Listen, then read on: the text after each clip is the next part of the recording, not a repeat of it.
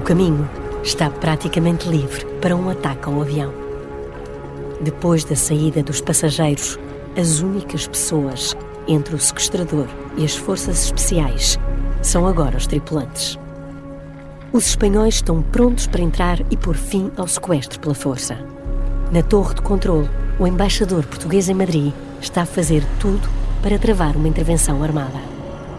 A nossa missão era convencer os espanhóis a não intervirem, mas a missão daquela tripulação e daquele comandante era muito mais difícil. É um jogo de forças. Luís Filipe Castro Mendes, secretário da Embaixada, sabe que o tempo começa a escassear. Dentro do avião, a tripulação segue as indicações que recebeu da torre de controle. Estão a tentar resolver o problema, mas ainda não comunicaram de que forma. Fora do Boeing 727, ninguém sabe do plano desenhado por José Correia Guedes. Um plano que estava a ser cumprido com sucesso até ao momento em que o Rui mudou de ideias.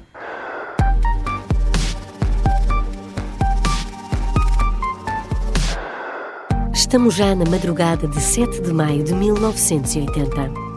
Em Portugal, a notícia está por todo o lado e no Feijó, família e amigos procuram respostas para o que levou o Rui a desviar um avião da TAP. O copiloto prometeu ajuda judicial caso o pirata do ar decida entregar-se.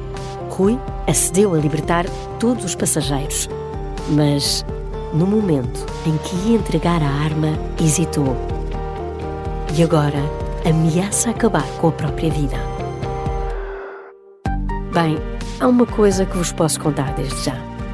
Este avião vai mesmo sair de Madrid ainda esta noite. Mas, para isso acontecer, os espanhóis vão ter de cair numa mentira.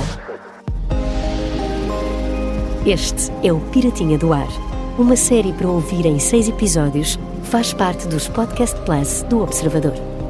É narrada por mim, Margarida Villanova, e a banda sonora original é de David Fonseca.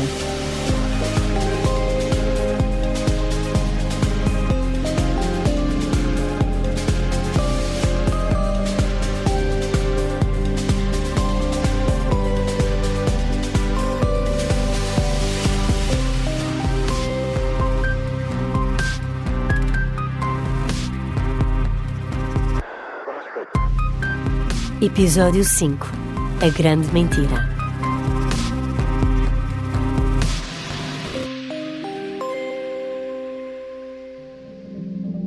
Esta é uma história real e é o conhecimento da história que guia a Onda em direção a um futuro melhor. Vamos continuar este percurso juntos porque a Onda tem muito para contar, mas também tem muita vontade de ouvir. Nesta viagem, os Podcast Plus do Observador tem o apoio da Onda Automóveis.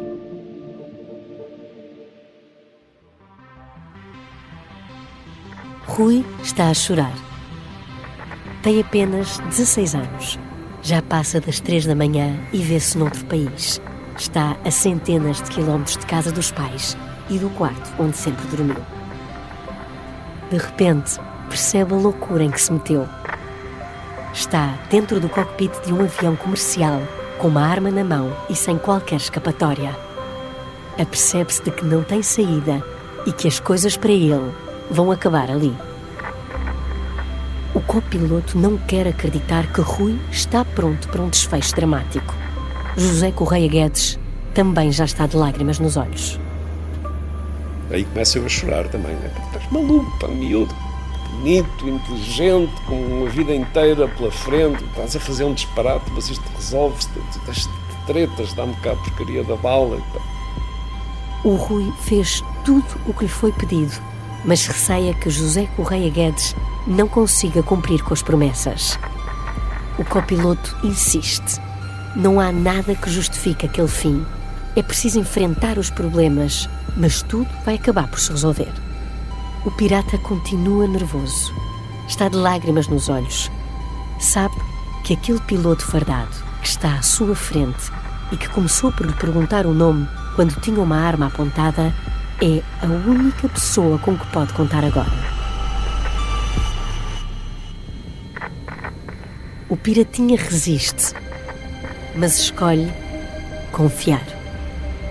Resultou, ele deu-me tanta bala que faltava, deu-me a arma e problema resolvido. Vários meses de preparação e mais de 6 horas de uma tensão crescente acabaram naquele momento. O Piratinha desiste. A Operação TAP chega ao fim com a vitória da tripulação. Rui já não está armado. Os passageiros estão todos fora do avião. José Correia Guedes acabou de prometer que tudo se vai resolver, mas sabe que, se agora entregar o Rui aos espanhóis, vai quebrar essa promessa. Nós sabemos bem que os espanhóis não são como nós, não são tão brandos e benignos como nós somos. E pensamos, se nós entregarmos o miúdo aqui, ele vai ficar preso para o resto da vida. Ninguém o livra de uns 20 anos de prisão, e se não lhe fizerem pior. Só há uma coisa a fazer. É arriscada, mas é a única hipótese de ajudar o Piratinha. José Correia Guedes e o comandante Coutinho Ramos assumem que é preciso enganar os espanhóis. É preciso uma grande mentira. De maneira que vamos mentir. Vamos tirar daqui o avião sob sequestro. Então pedimos aos espanhóis para nos meterem combustível, precisávamos de combustível para ir para qualquer lado. Eu disse que isto era um voo doméstico com pouco combustível. Eles acederam. O que eles queriam era ver-nos pelas costas, né, o mais depressa possível. Lá fizemos as nossas contas, dissemos, metam não sei quantas toneladas, 3 toneladas, 4 toneladas. Eles ligaram os carros, abasteceram o combustível, tiraram a polícia dali de volta. Então e agora? Agora vamos descolar com destino desconhecido. Os espanhóis acreditam mesmo que o sequestro continua e que foi o Rui a dar a ordem para saírem de Madrid. Estão há horas em alerta e a única coisa que querem é livrar-se disto rapidamente. Se o pirata do ar forçar o avião a aterrar noutro país, então deixa de ser um problema deles. Já não será necessário partirem para uma intervenção armada de consequências imprevisíveis. Despachar um avião sequestrado a troco de umas quantas toneladas de combustível era um grande negócio. O Boeing 727 da TAP está reabastecido e pronto para seguir viagem. No cockpit, os pilotos recebem a autorização da torre de controle para descolar. Rui está prestes a livrar-se de ficar detido em Espanha.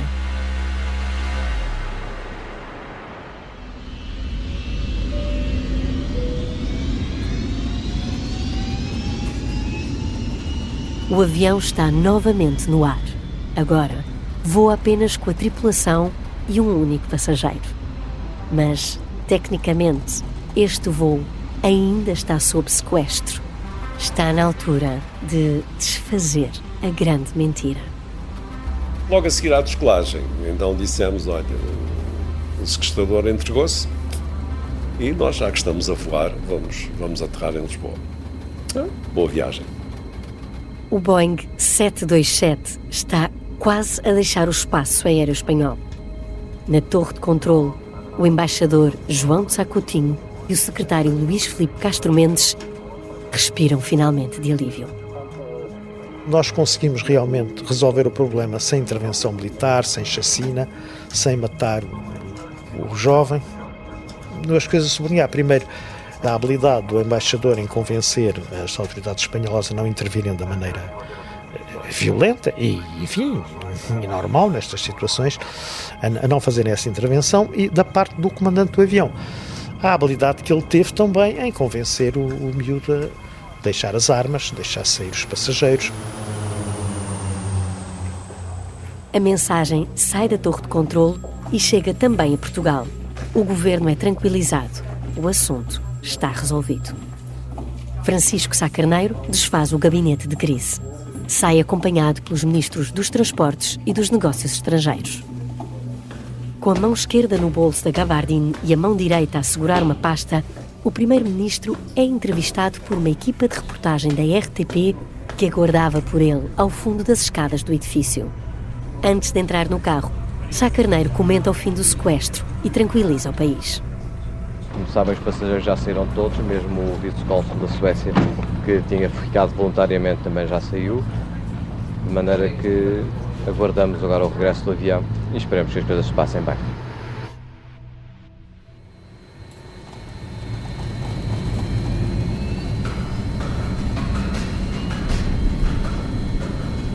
Passa já das 5 da manhã do dia 7 de maio de 1980. Depois de cerca de 1 hora de viagem, o avião aterra finalmente no aeroporto de Lisboa. As autoridades portuguesas já tinham tudo preparado. À chegada a Lisboa, um enorme aparato, porque isto entretanto durou 5, 6 horas, 7 horas, já não sei. Já era noite alta quando aterramos. Nas imediações estão também vários jornalistas a acompanhar o momento. O avião está agora imobilizado na pista. As forças de segurança vão finalmente entrar a bordo. Apareceu a polícia, entrou imediatamente no avião e eu cumpri o prometido. Tinha a arma comigo, tirei as balas e entreguei a arma descarregada. E o capitão da polícia, que eu por acaso conhecia do aeroporto, era oficial de segurança do aeroporto, perguntou-me: "Oh, Sr. Fulano, as balas?" Não tinha, estava descarregada. Eu assim com um sorriso meio palerma. Tenho certeza, tenho. É a segunda vez que José Correia Guedes mente esta noite. E a segunda vez para tentar salvar o Rui. O copiloto tem as balas guardadas no bolso. Entrega a arma descarregada, confiante de que isso pode jogar a favor do Piratinha. Está a cumprir aquilo que prometeu. O Rui é detido. Sai com a cabeça coberta por um casaco, é levado para dentro de um carro e segue diretamente para a polícia judiciária.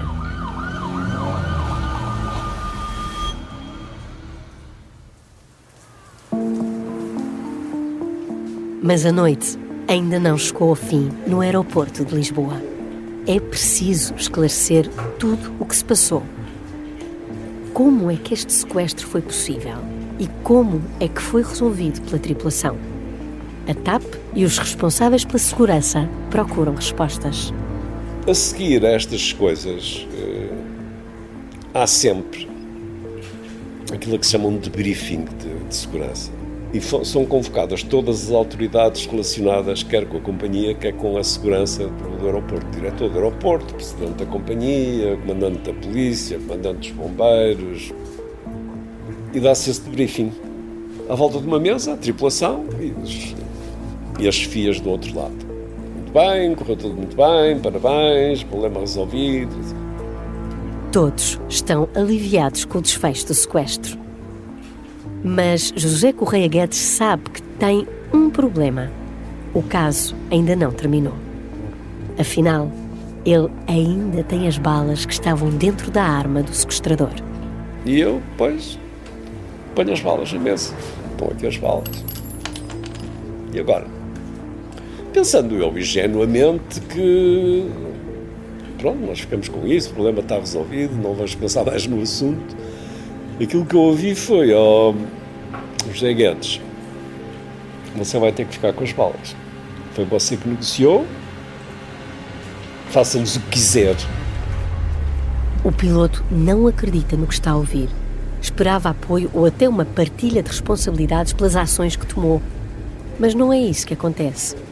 Faça o que quiser, mas isto é a prova provada que isto podia ter acabado muito mal, ou seja, que a arma estava carregada e que eu menti à polícia. Portanto, eu tenho aqui um problema. Santos Martins, presidente da TAP, e os membros do Gabinete de Segurança de Voo dão uma conferência de imprensa e explicam o que se passou. Falam dos passos que foram seguidos para resolver o problema e elogiam o trabalho da tripulação. Mas omitem o pormenor das balas. Na manhã seguinte, os jornais vão começar por escrever que a arma estava descarregada. Na verdade, José Correia Guedes está a ocultar provas de um crime. E isso pode virar-se contra ele. Ainda nesta noite, os jornalistas falam com os pais do Piratinha. A mãe, Idalina Rodrigues, surge perante as câmaras de televisão visivelmente perturbada. Ainda não conseguiu ver o filho e procura motivos para o que aconteceu. Mostra uma foto do Rui. Não percebe bem como é que ele conseguiu sequestrar um avião sozinho. Nada daquilo fazia sentido. Ele tem agora 16 anos, não é? Tem 16 anos. Como é que isto aconteceu? Houve alguma coisa Eu especial? não sei se ele foi mandado por alguém. alguém, se não foi, eu não posso dizer o que é. Muito bem, era um miúdo que ia sempre para casa a horas, nunca saía nem aos domingos nem aos sábados. Um miúdo muito aproveitado, a senhora nem calculou o que ele fazia lá em casa de serviços, trabalhos que até uma pessoa ficava admirada. E não sei porque é que foi isto, não posso saber porque é que foi. No Feijó, os amigos esperam o pior. Tem apenas 16 anos, mas percebem que o amigo está metido numa situação complicada. Renato Ventosa tem medo que a justiça seja dura com o Rui. Perante aquilo que tinha acontecido, claramente tínhamos a percepção que ia ficar preso, porque o delito era gravíssimo, não é? Um desvio no avião não é propriamente roubar um pacote de pastilhas ali no supermercado, não é? José Correia Guedes esquece por momentos o problema das balas no bolso. Há menos de 24 horas tinha-se despedido da mulher com um beijo, mas o que era suposto ser mais um dia normal acabou por se transformar num pesadelo.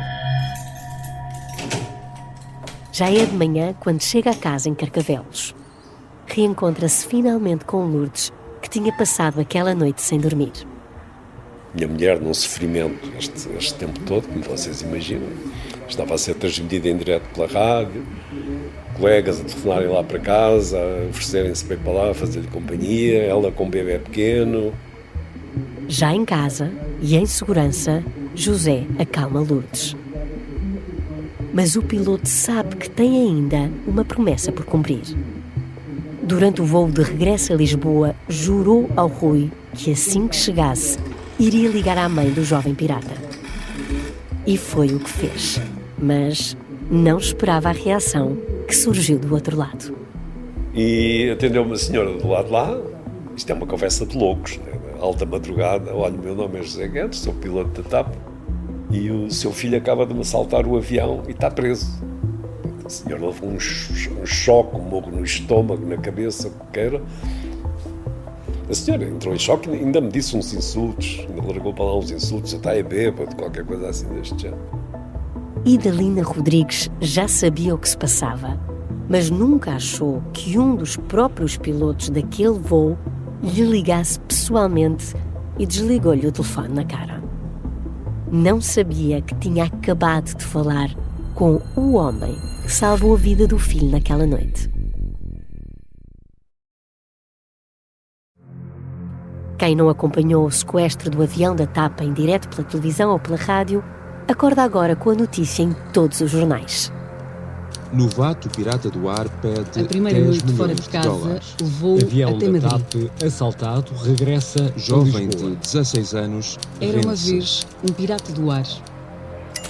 Em todo o país não se fala de outra coisa.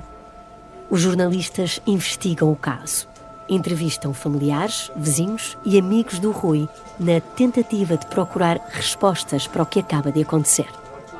Há até uma equipa de reportagem em Madrid. Aliás, durante o sequestro, com o avião ainda estacionado no aeroporto da capital espanhola, os repórteres da RTP chegam a ser detidos temporariamente por estarem a filmar sem autorização.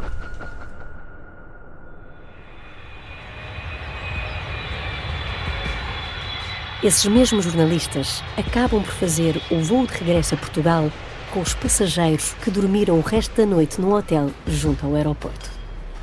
O avião que os traz segue diretamente para Faro. Depois da adrenalina do sequestro, Pedro Ferrán recorda a sensação de voltar a entrar no avião poucas horas depois do susto. De carnaval. Foi de alívio, claro, regressar a casa. Mas vamos lá ver se não acontece nada deste voo. É legítimo, né? Olha, acontecemos naquele, este vai correr tranquilo, vamos lá ver. Foi tranquilo. Estão cansados, mas não perdem o sentido de humor. Quando aterram em Faro, o aparato é grande. São recebidos como celebridades. Estava muita gente à nossa espera, ainda me lembro fomos recebidos quase como heróis, era o gás cheio, aquilo era familiares, amigos, era toda a gente. Foi um acontecimento. A aventura termina para todos estes passageiros. Abraçam os familiares e respondem à curiosidade dos repórteres. Viveram uma noite que nunca mais vão esquecer. Todos os que estiveram a bordo do voo 131 da TAP estão por esta altura a chegar a casa. Todos, menos o Rui. Afinal, o que vai acontecer ao Piratinha?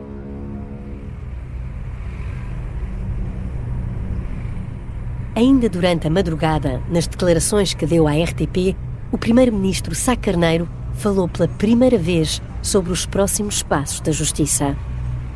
A garantia de que será tratado de acordo com as condições, de acordo com a sua idade, com as circunstâncias e com toda a humanidade, mas também com a atuação necessária à prevenção de casos idênticos. Se a lei fosse cumprida à risca, o Piratinha podia ficar detido muitos anos. Alda Pato, que na altura trabalhava como assessora da Direção-Geral da Aviação Civil, explicou tudo na televisão. Eles queriam saber o que é que juridicamente podia acontecer a um rapaz de 16 anos que faz uma coisa daquelas. Disse que ele podia apanhar uma pena de cadeia, salvo erro, entre 16 e 20 anos. Nos crimes públicos, o facto do ofendido querer perdoar é bastante irrelevante. A TAP poderia não pedir nenhuma indemnização, poderia não exigir nada para si, mas a justiça deveria ser feita independentemente da TAP perdoar ou não perdoar. É um assunto sério. Rui pode enfrentar 20 anos de prisão.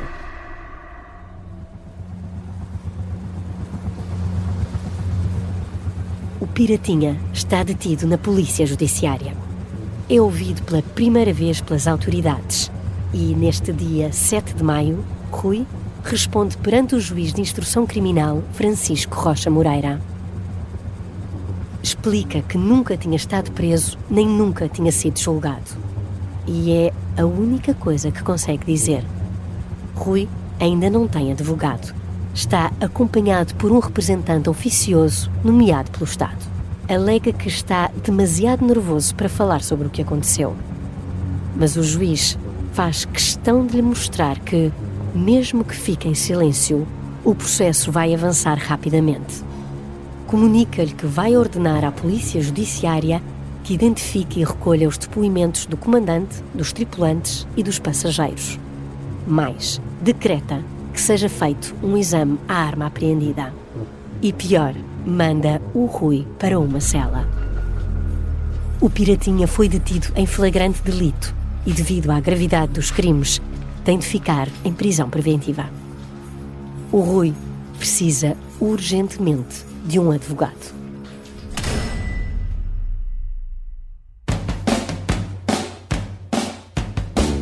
Eu era um advogado modestíssimo em Vila Franca de Xira. A minha experiência era, portanto, a de um advogado de província. Eu representava a Câmara de Vila Franca de Xira, por exemplo.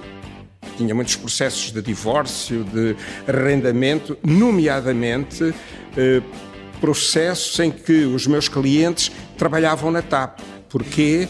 Porque a então minha namorada, que mais tarde veio a ser a minha mulher, trabalhava na TAP, era, enfim, assistente de bordo da TAP.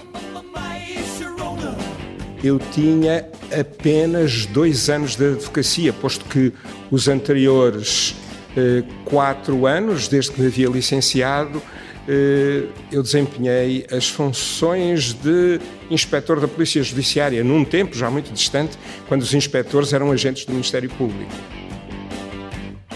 Agostinho Pereira de Miranda, um jovem advogado que no dia 7 de maio acordou, como quase todos os portugueses, com a notícia de que um miúdo de 16 anos tinha desviado um avião da TAP. Só não esperava que, naquele mesmo dia, lhe viessem bater à porta.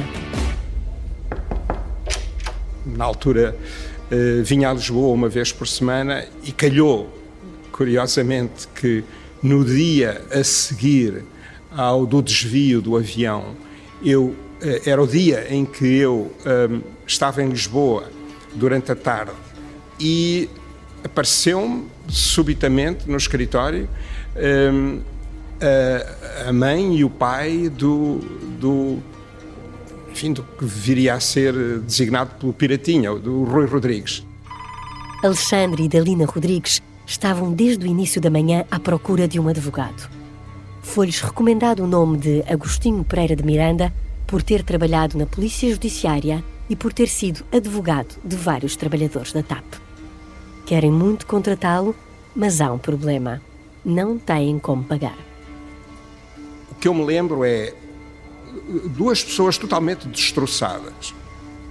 Eu diria mesmo em estado de choque com o que acabara de lhes acontecer naquelas 24 horas. Obviamente que a situação deles era, e a angústia é que não tinham dinheiro para pagar ao advogado, e eu disse-lhes de imediato que isso não era um problema e que eu haveria de resolver isso, enfim, a situação em concreto, numa base que hoje chamaríamos pro bono. Na altura dizia-se por simplesmente representar o filho gratuitamente. Agostinho não hesita. O dinheiro não é o mais importante. Aquele é exatamente o tipo de caso que lhe pode lançar a carreira. Eu tive a percepção, diria, imediata, que era alguma coisa histórica, porque então minha namorada disse-me logo que nunca tinha havido uma situação de pirataria aérea com um rapaz tão novo, hoje diríamos uma criança, não é? Era um caso com um imenso potencial promocional. Eu, como tive uma vida em que tive de aproveitar todas as oportunidades, digamos que eu tinha um certo faro, se me é permitida a palavra, para as oportunidades com um potencial comercial, e eu vi ali essa possibilidade.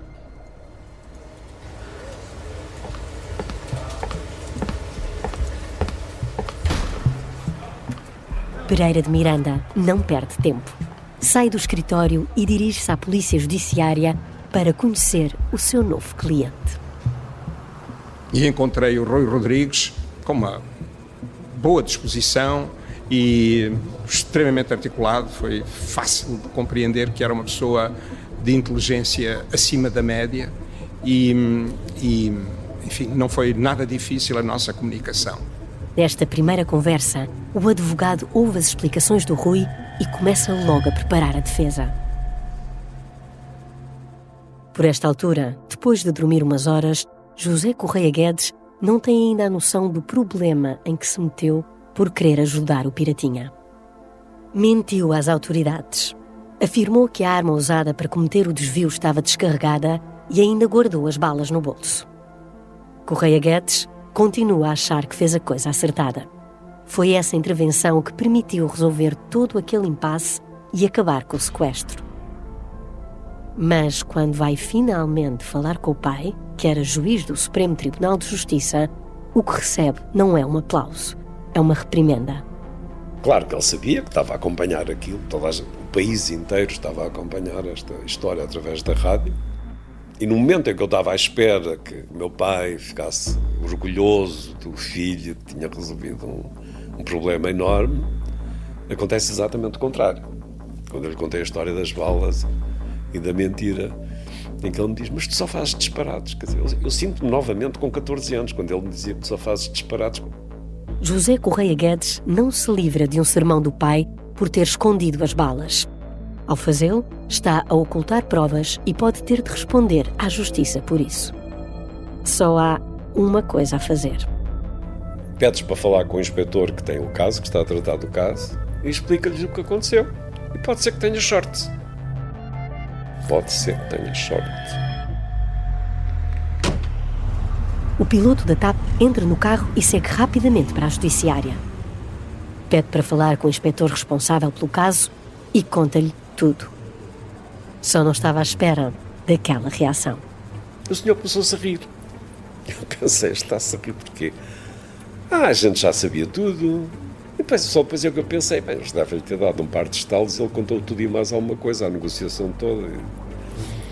E eu perguntei, então já sabe que eu tenho as balas? Claro que sei. Onde é que há as balas? Tenho as balas. Então, não se preocupe. Então. Este não se preocupe também é muito português. Não se preocupe, isto está resolvido, não pense mais nisto. José Correia Guedes fica mais aliviado. A 12 de maio há um novo encontro com o juiz. Desta vez, o Rui fala. Afirma que o principal motivo para desviar o avião foi o mau ambiente vivido em casa. Explica que só queria chamar a atenção do pai. Perante o juiz, o Piratinha revela também que planeou esta operação durante vários meses. Conta ao detalhe tudo o que se passou durante o voo e as conversas que teve com a tripulação e com o embaixador português na torre de controle. Mas a investigação ainda está em curso. O Piratinha continua em prisão preventiva. A lei impunha que, para os crimes contra a aviação civil, a prisão preventiva não era suscetível de substituição pela prestação de caução. Eu entendia que, tendo o Rui Rodrigues 16 anos, haveria, pelo menos, circunstâncias excepcionais que justificavam a redução extraordinária da pena e, como consequência disso, a medida da pena que em rigor lhe caberia seria muito menor, uma pena meramente correcional. Isto é, de 6 meses a 2 anos, foi a minha tese. Agostinho Pereira de Miranda avança com o recurso para que o Rui possa aguardar julgamento em liberdade. No meio disto tudo, há ainda muitas questões por responder. No início desta história, prometi que iria contar para que serviam os objetos que o Rui levava na mala. Está na altura de cumprir essa promessa. A 19 de maio, num terceiro encontro com o juiz, o Rui revela o que ainda faltava saber sobre o plano. Primeiro, explica que, dias antes do desvio, disse ao pai que estava na altura de pagar o seguro do carro. Era o Rui que costumava tratar disso. O pai deu-lhe 7.000 escudos e foi com esse dinheiro que comprou o bilhete de avião. Quanto ao passaporte, conseguiu que o pai lhe assinasse a autorização ao misturar o documento com os outros papéis da escola. Para além do gravador, onde inicialmente ia escondida a arma, o Piratinha levava uma bússola. O objetivo era confirmar que o avião estava a seguir na rota correta e que os pilotos não o estavam a enganar. Já o fio de nylon tinha um objetivo curioso. No momento em que o governo português disponibilizasse o dinheiro do resgate, Rui ia atirar uma das pontas do fio de nylon pela janela do cockpit para depois puxar o saco com os 10 milhões de dólares em notas para dentro do avião. É aqui que revela também que a intenção seria fugir para a Suíça e depois levar a família para junto dele. O juiz não fica convencido com as explicações e mantém a decisão.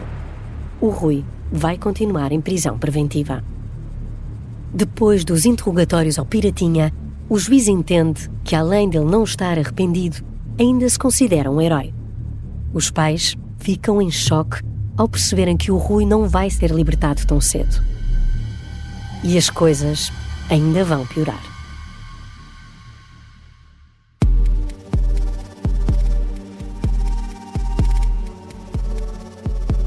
Num dia estava a brincar com os amigos e a investigar os OVNIs, no outro, Rui está preso e arrisca uma pena de 20 anos de prisão. Aguarda julgamento sem saber ao certo o futuro. Continua nos calabouços da Polícia Judiciária, mas a 27 de maio de 1980 acaba por ser transferido para outro local. Na altura chamava-se Estabelecimento Penitenciário de Lisboa e que é ainda hoje existente cadeia no Parque Eduardo VII, isto é, ao lado do Palácio da Justiça. Ele não teve nenhum privilégio, aliás, o sistema prisional português ainda hoje é muito deficiente, como todos sabemos, mas naquela altura era um sistema muito próximo do que eu classificaria como miserável. e também porque, entre os outros delinquentes, ele era visto, de certa maneira, como uma estrela. Ora, como todos sabemos, isso é muito perigoso. A situação do Rui piorou muito. Está na maior cadeia de Portugal. A sua fama faz dele um alvo. E há uma última coisa de que não estava à espera.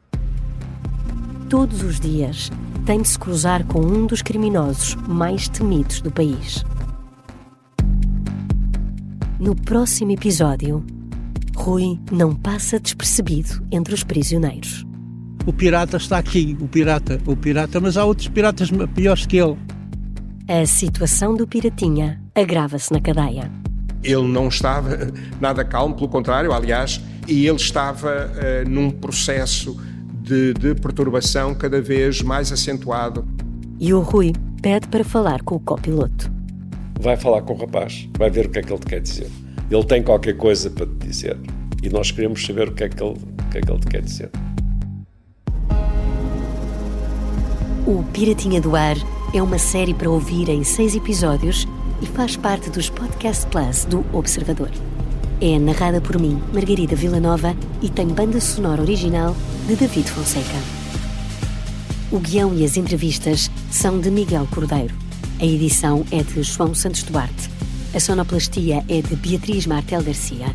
A coordenação é de Miguel Pinheiro, Filomena Martins, Pedro Jorge Castro, Ricardo Conceição e Sara Antunes de Oliveira. Neste episódio, ouvimos sons do arquivo da RTP. Podcast Plus do Observador. É mais do que um podcast. Os Podcast Plus do Observador têm o apoio da Onda Automóveis.